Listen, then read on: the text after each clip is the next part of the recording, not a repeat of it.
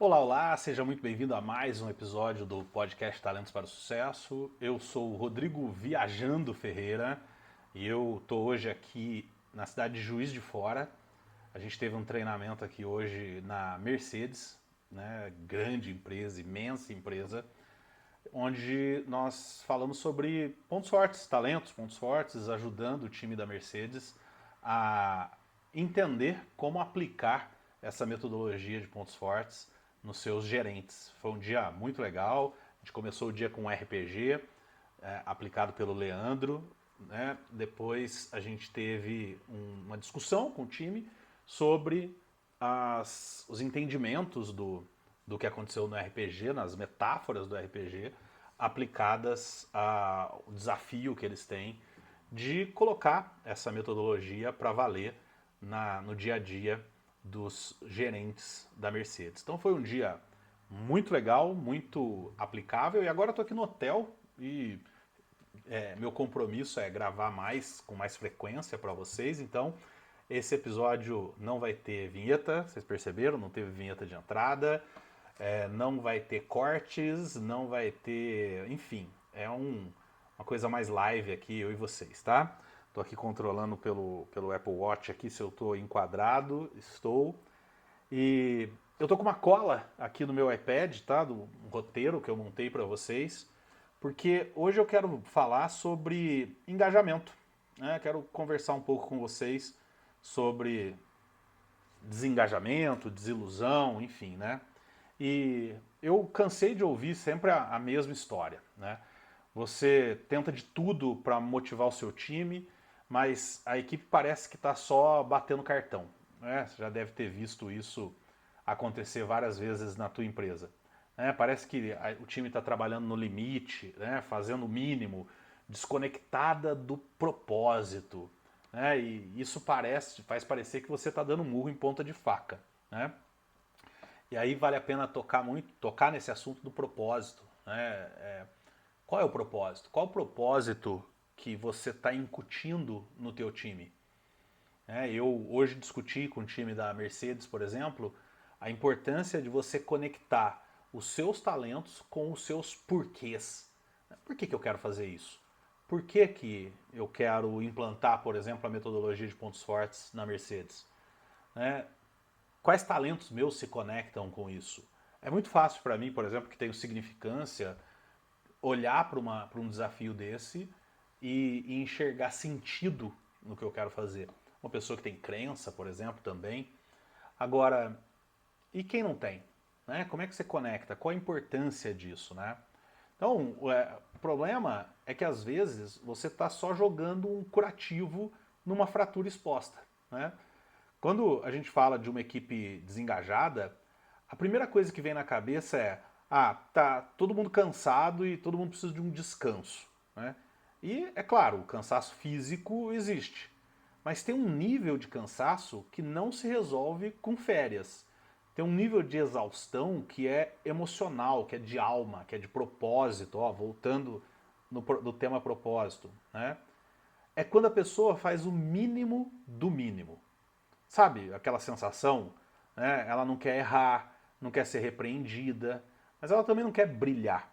Né? Ela não quer ir além, dar aquela milha a mais, como os americanos falam. Né?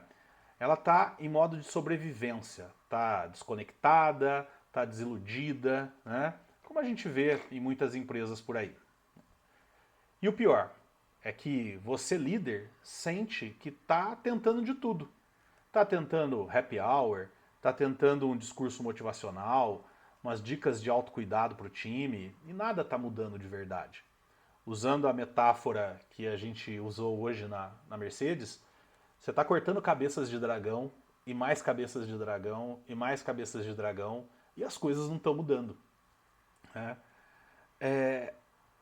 Então, a gente precisa começar a entender que tudo isso às vezes, é um grito dos talentos que não estão sendo usados, não estão sendo reconhecidos, não estão sendo celebrados. Né? É o clamor da alma de cada pessoa. Né? Então, pensa comigo. Uma pessoa que é forte em realização, o que ela mais quer na vida dela? É ver resultado do seu esforço. Né? sentir que está progredindo, que está conquistando algo. Se ela está numa rotina onde ela sente que ela está só apagando incêndio, né, onde ela não vê o impacto do trabalho dela, onde o ganhar é só não perder, né, ela não está cansada, ela está sufocada, ela está frustrada. Né? O talento dela, a realização dela, está implorando por um desafio à altura dela. Tem muito aqui do livro Flow, do Mihaly Csikszentmihalyi. Né? A gente precisa de um desafio de acordo com a nossa competência. Né? E o significância, né, que é o meu caso? Ele precisa sentir que o que ele faz importa, que o trabalho dele faz diferença, né, e faz uma diferença no mundo, ou na empresa, ou na vida das pessoas, dependendo dos outros talentos que o significância tenha. Né? Se ele está numa tarefa burocrática, por exemplo, e ninguém conecta essa tarefa com um ponto final, com um propósito maior da empresa, ele não está desmotivado, ele está desiludido. Né? Ele está perdendo o senso de valor próprio no trabalho, né? Perdendo o senso da própria contribuição. Né? Então, ele vai pensar sempre, esse cara, para que fazer o máximo se o máximo não significa nada? Se o todo que eu dou não me leva a lugar nenhum. Né? Outro exemplo é o conexão. Conexão, ele prospera sentindo que ele faz parte de algo, né? Que ele está conectado com os colegas, que ele está conectado com a missão da empresa. Né? Se a equipe vira um bando de ilha, de grupinhos, né, de silos, como a gente costuma dizer no mundo corporativo, se está cada um por si, ou se as pessoas estão só batendo cartão, né, no seu canto, ele vai se sentir isolado, vai se sentir sem energia, sem o calor humano que nutre o conexão. Né? Portanto, a desconexão é a morte lenta do talento conexão. Né? Então, é uma pena que a gente confunda, às vezes, falta de vontade com talento sufocado. Né? A gente às vezes acha que é preguiça, quando na verdade é um talento implorando para ser usado, implorando por um desafio à altura, um desafio conectado com esse talento, ou implorando por um propósito claro, por um ambiente que reconheça. Né? Na conversa do treinamento de hoje, eu estava citando para o time que para você implantar uma metodologia de pontos fortes, por exemplo, numa empresa, você e você vai levar isso para os gerentes, você vai concorrer com outras coisas que o gerente tem que fazer. Né? Então, o gerente muitas vezes não vai deixar de fazer porque ele não quer. Ele vai deixar de fazer porque ele não quer tanto quanto ele quer outra coisa que ele tem que fazer que de repente ele acha mais urgente. Né? Então, muitas vezes, o gerente não vai deixar de fazer aquilo que você quer que ele faça, e não é preguiça, não é falta de vontade no sentido de, sei lá, de não querer mesmo, né? Tem a ver com, de repente, saber como é que eu aciono os talentos desse gerente, né?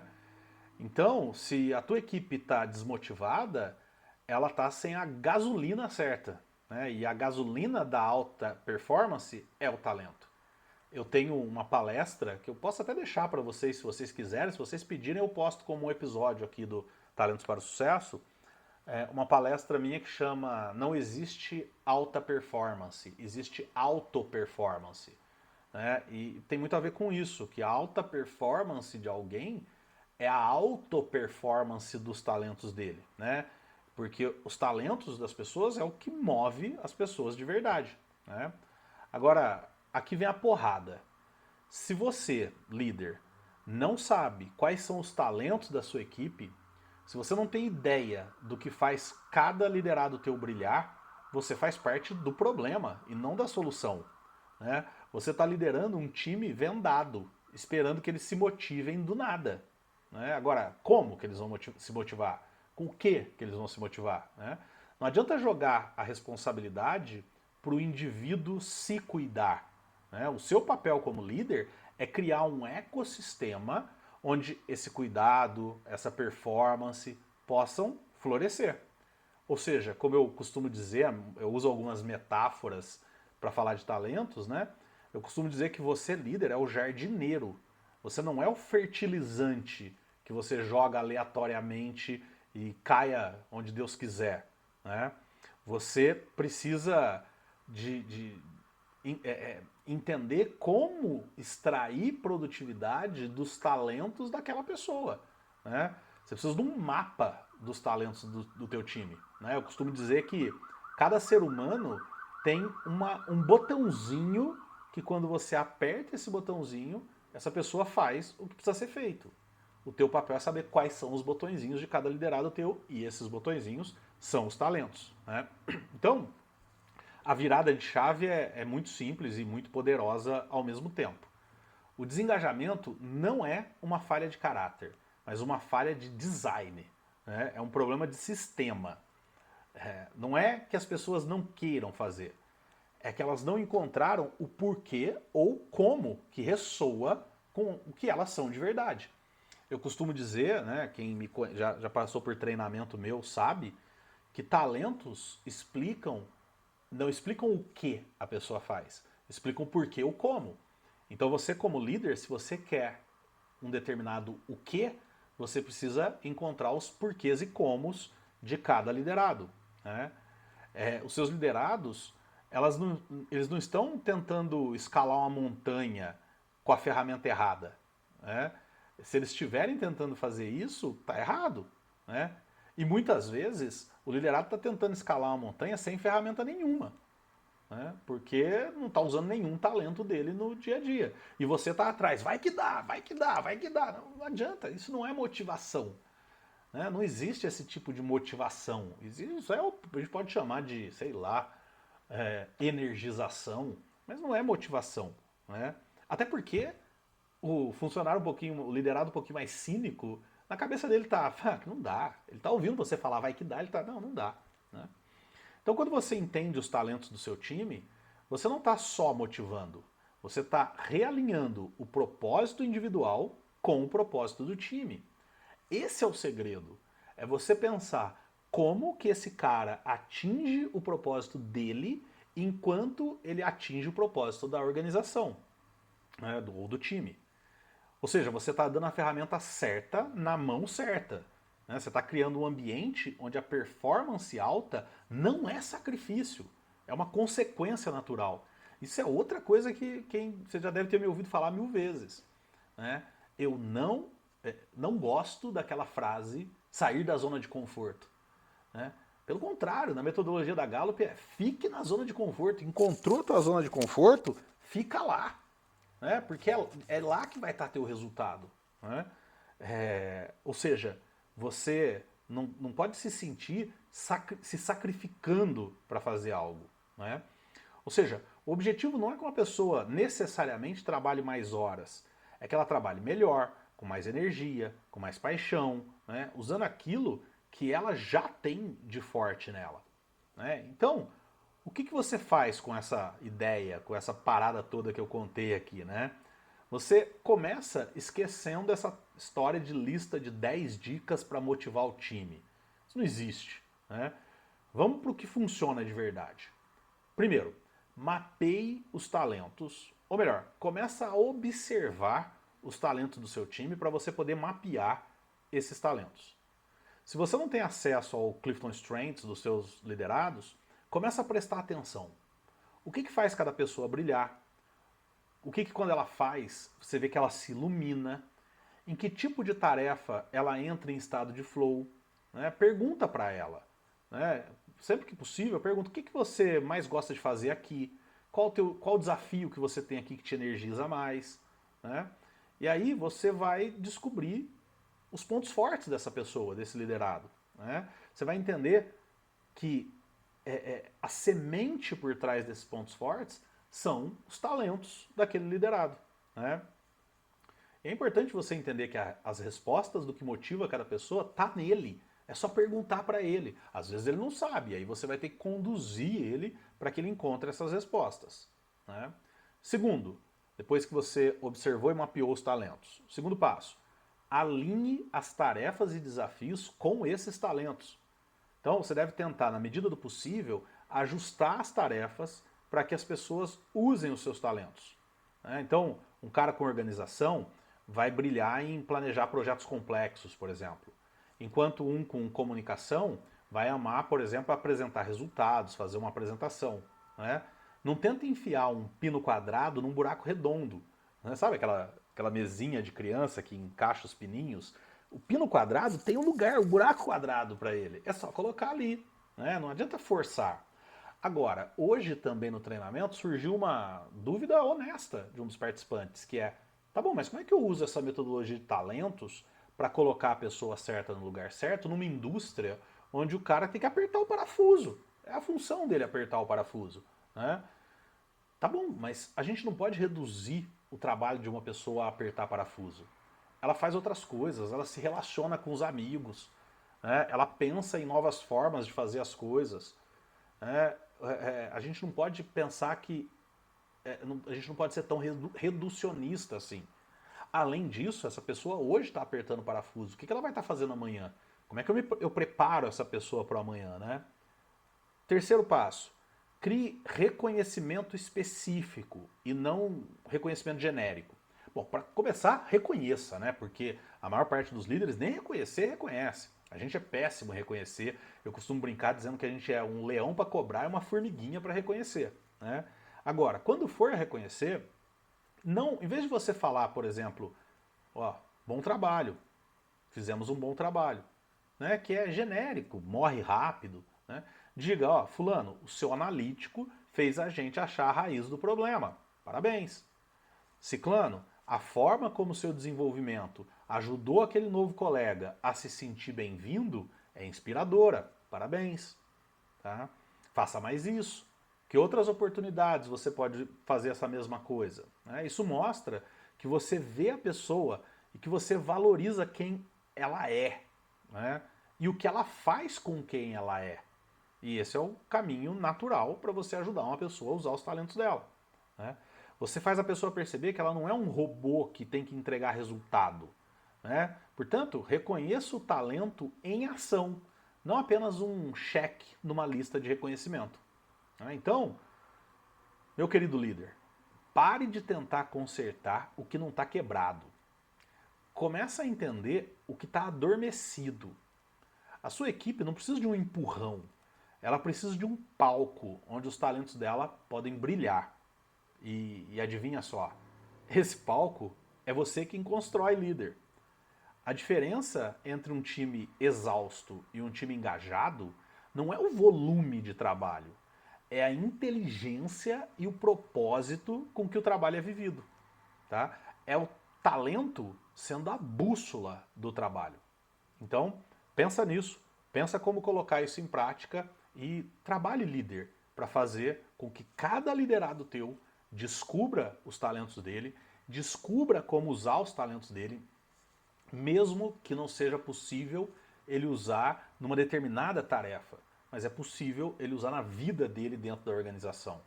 E assim ele vai encontrar o propósito dele. E só se ele encontrar o propósito dele é que ele vai chegar onde ele pode chegar, tá? Então eu desejo para vocês uma boa sorte nesse desafio de ajudar os seus liderados a encontrarem a sua motivação, a entenderem como colocar os seus talentos em prática e com isso adotarem o que eu chamo de auto-performance e não alta performance. Tá? E vou mais longe, hein? Acredite de verdade que esse é o único caminho. Tá? A questão não é se esse é o melhor caminho. Né? Esse é o único caminho. Eu costumo dizer que o ser humano só faz o que ele quer fazer. Não adianta, né? Você pode levar, tem aquela frase famosa, né? Você pode levar o cavalo até a água, mas beber a água ou não é uma decisão do cavalo, tá? Então, a única forma de você fazer os seus liderados entregarem o que eles podem é ajudando eles a direcionar os talentos deles para o propósito deles e ao mostrar para eles e ajudá-los a entender que no caminho de atingir o propósito deles, eles ajudam, né, a atingir o propósito da organização, tá bom? Então, boas vendas para você, boa liderança para você, bom uso dos talentos para você e seja o líder jardineiro.